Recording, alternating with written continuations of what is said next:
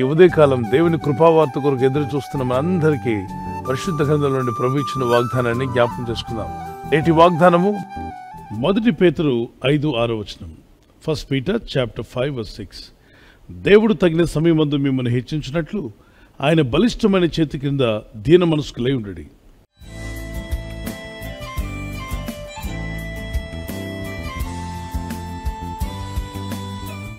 దేవుడు తగిన సమయమందు మిమ్మల్ని హెచ్చించినట్లు ఆయన బలిష్టమైన చేతి కింద దీన మనస్కులై ఉండండి. Humble thyself in the sight of the Lord. In a due time he is going to lift you up. ఒక డ్యూ టైం అనేది ఒకటి ఉంది. ఒక టైం పెట్టాడు దేవుడు. ఆ సమయంలో తప్పక దేవుడు మిమ్మను హెచ్చించనై ఉన్నాడు. ఆయన హెచ్చించబోతున్నాడు. He will definitely will lift you up. God will bring that time. ఆ టైం వచ్చేంత వరకు ఆయన బలిష్టమైన చేతి కింద దీన మనస్కులై ఉండి ప్రార్థనలో మీ భారమంతా ఆయన మీద మోపండి. మీ చింత యావత్తు ఆయన మీద మోపండి. ఆయన మన గురించి చింతిస్తున్నాడు. మనం తొందరపడడం వల్ల దేవుడు మనకిచ్చే హెచ్చు, దేవుడు మనకిచ్చే ఆ దీవెన ఆశీర్వాదానికి మనం దూరమయ్యే అవకాశం ఉంది.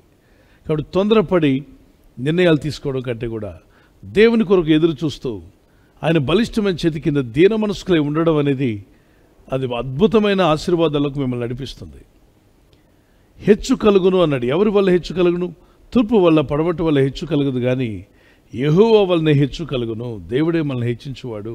యోసేపు జీవితంలో పేరు ప్రఖ్యాతుల కొరకు ఆయన ఎక్కడ ప్రోకలాడలేదు. తనకిచ్చిన పనిలో నమ్మకస్తుడుగా, యథార్థవంతుడుగా, మరి ఎక్కడ కూడా తేడా రాకుండా జాగ్రత్త పడ్డాడు. పనిలో చురుకైన వాడుగా ఉన్నాడు. ఎక్కడ బద్ధకాన్ని చూపలేదు.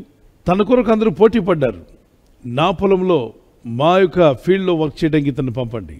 ఒక పనివాని కొరకు అక్కడున్న భూస్వాములందరూ పోటీ పడ్డారు. మంత్రులు పోటీ పడ్డారు. ఆ మంచి పనివాడు మాకు కావాలి, ఆ నమ్మకమైన పనివాడు మాకు కావాలి, ఆ యథార్థవంతుడు. అతను ఎక్కడ అడుగు పెడితే అక్కడ ఫలిస్తున్నాడు. అతనికి ఏ పని అప్పగించినా రిజల్ట్స్ తీసుకొస్తున్నాడు, ప్రోగ్రెస్ ఉంటుంది. కనుక ఈ వ్యక్తి మా పొలాల్లో పనిచేయాలి, మా ఎస్టేట్లో పనిచేయాలని ఆశపడ్డారు. అంటే చూడండి, ఒక ఫెయిత్ఫుల్గా ఉన్న వ్యక్తికి ఎంత డిమాండ్ ఉందో. నమ్మకంగా, హానెస్ట్గా ఉండి పనిచేస్తున్న వారు కావాలని అన్ని కంపెనీలు కోరుకుంటున్నాయి. ప్రపంచంలో ఒక బిజినెస్ మ్యాన్ కావచ్చు, ఒక వ్యాపారి కానీ, ఒక ఉద్యోగి కానీ, ఒక దైవ సేవకులైనా, మరి ప్రపంచంలోని ఎవరన్నా కావచ్చు, ఏ ఫ్యాక్టరీ అయినా, ఎవరిని కోరుకుంటున్నారంటే నమ్మకస్తులైన వారిని. ఇంకా దేవుడు కూడా అదే కోరుతున్నాడు. నమ్మకస్తులైన వారికి మెండైన దీవెనలు ఇస్తానని కూడా దేవుడు వాగ్దానం చేశాడు. ఆయన సన్నిధిలో తగ్గించుకొని ప్రార్థనాపూర్వకంగా మనం ముందుకు వెళ్తున్నప్పుడు ఆయన యందు భయభక్తి గల వారి కొరకు ఆయన దాచి ఉంచిన మేలులు ఎంతో గొప్పవి.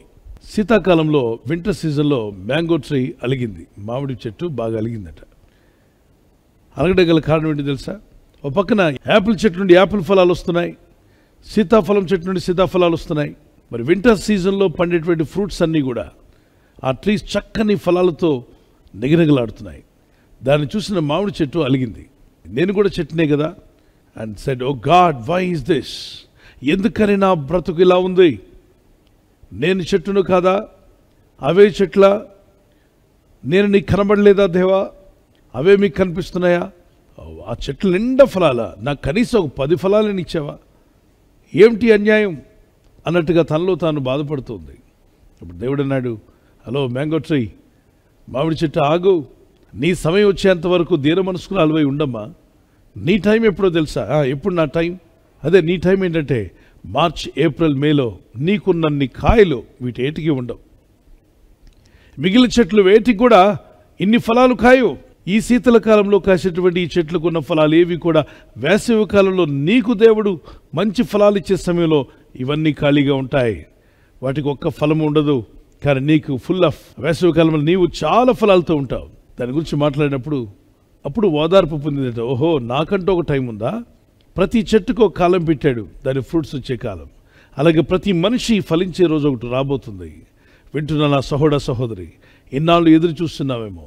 ఇదిగో ప్రభు నీతో మాట్లాడుతున్నాడు.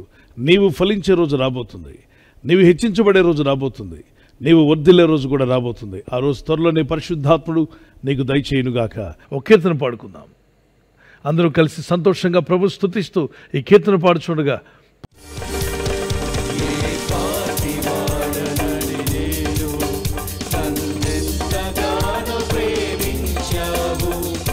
అంచెలంచెలుగా హెచ్చించి నన్నెంతగా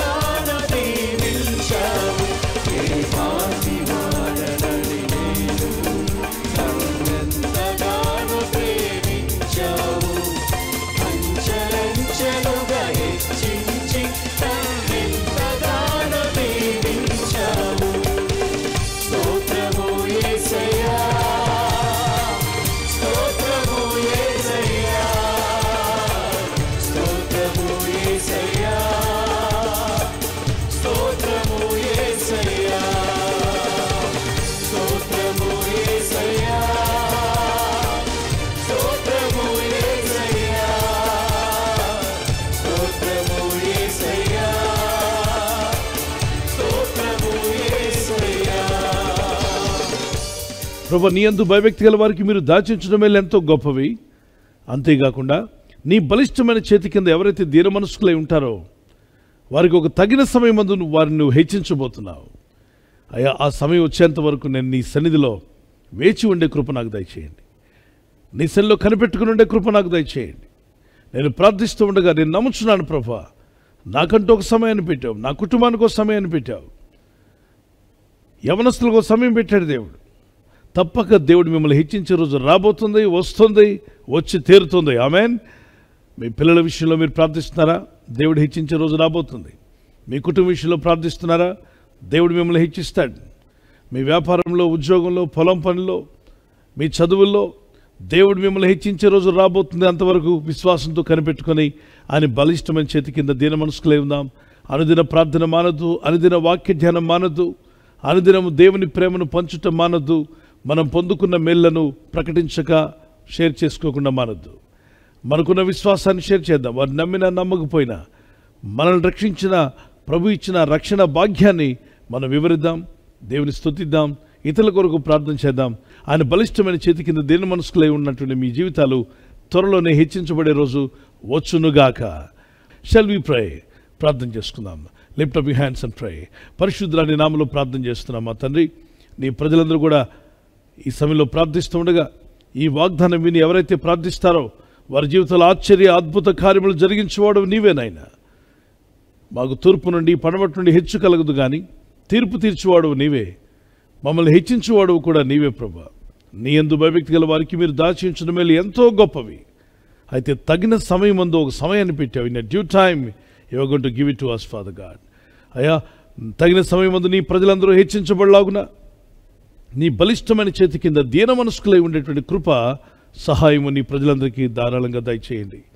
ఈ దినము నుండి ఎవరు వారి మనసులో అలగక దేవుని మీద సనుక్కోకుండా, దేవుడు నాకంటూ ఒక టైం పెట్టాడు, ఆ సమయంలో నా కుటుంబం ఆశీర్వదించబడుతుంది, నా పనులు దీవించబడతాయి, నేను వర్ధిల్లుతాను, నా ప్రభు నన్ను నా ఇంటి వారిని విడవక నడిపిస్తాడన్న విశ్వాసంతో ప్రార్థించే కృప వీరందరికీ దయచేయండి. నీ రాకడకు సిద్ధపడే కృప మాకు దయచేయండి. ఈరోజు ప్రార్థించి ప్రయత్నించబోతున్న శంకుస్థాపన అయిన, గృహప్రవేశమైన, ఒక బిజినెస్ ప్రారంభిస్తున్నా, ఉద్యోగ ప్రారంభానికి వెళ్తున్నా, ఒక మంచి కార్యక్రమాన్ని ప్రారంభిస్తుండగా, నేను వారి బిడ్డల వివాహం కొరకు ప్రయత్నాలు చేస్తుండగా వారు చేస్తున్న ప్రయత్నాలు ఫలించలాగున మీ దూతలకు ఆజ్ఞాపించండి. ఎవరైనా హాస్పిటల్లో ఉన్నా, ఐసీయూలో ఉన్నా ప్రభు, ఎవరైతే సీరియస్ కండిషన్లో ఉండి బాధపడుతున్నారో వారికి యేసు నామములో స్వస్థతను అనుగ్రహించండి. కృంగిపోయిన వారిని లేవనెత్తండి.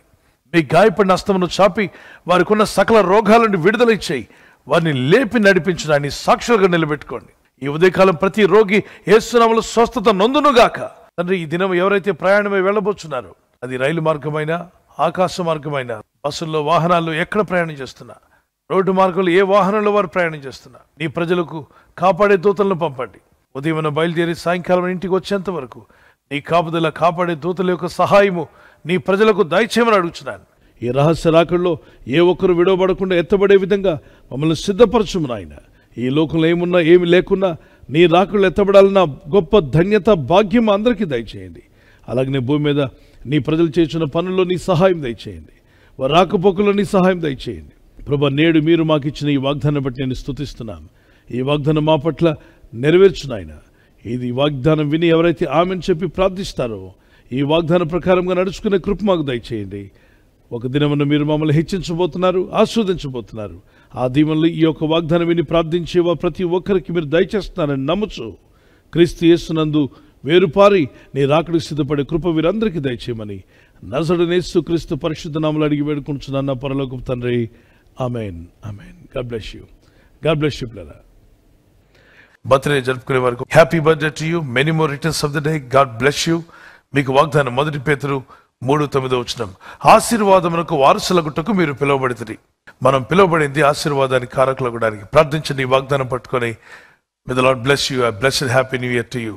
మరి ఎవరైతే యానివర్సరీ జరుపుకుంటారో మీ అందరికీ వాగ్దానం ద్వితీయోపదేశకాండం 31:8 నీ ముందర నడుచువాడు యెహోవా, ఆయన నీకు తోడయుండును, ఆయన నిన్ను విడువడు, నిన్ను ఎడబాయుడు. భార్య భర్తలుగా మీ ఇద్దరు ఈ వాగ్దానం పట్టుకొని ప్రార్థన చేయండి. Happy wedding anniversary. Many more returns of the day. God bless you. ప్రభు మిమ్మల్ని వాగ్దానంతో బలపరచునుగాక. భార్య భర్తకు లోబడాలి, భర్త భార్యను ప్రేమించాలన్న ఈ ఆజ్ఞకు విధేయులైతే మీ ఇల్లు అద్భుతంగా ఉంటుంది, కుటుంబం సమాధానంగా ఉంటుంది. దేవుని చిత్తం నెరవేర్చే కుటుంబంగా మీ ఇల్లు ఉండును గాక. God bless you.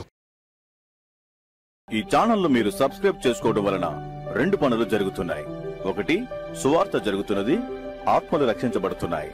రెండవది, పేదలకు, అనాథలకు ఈ ఛానల్ ద్వారా సహకారం అందించడం జరుగుతుంది. మనం సబ్స్క్రైబ్ చేసుకోవడం వలన అందరికీ సహాయం చేసిన వారమవుతున్నాం. ఖచ్చితంగా ఈ యూట్యూబ్ ఛానల్ ను సబ్స్క్రైబ్ చేసుకొని బెల్ బటన్ ను క్లిక్ చేయండి. మీకు వెంటనే మెసేజెస్ పంపబడతాయి.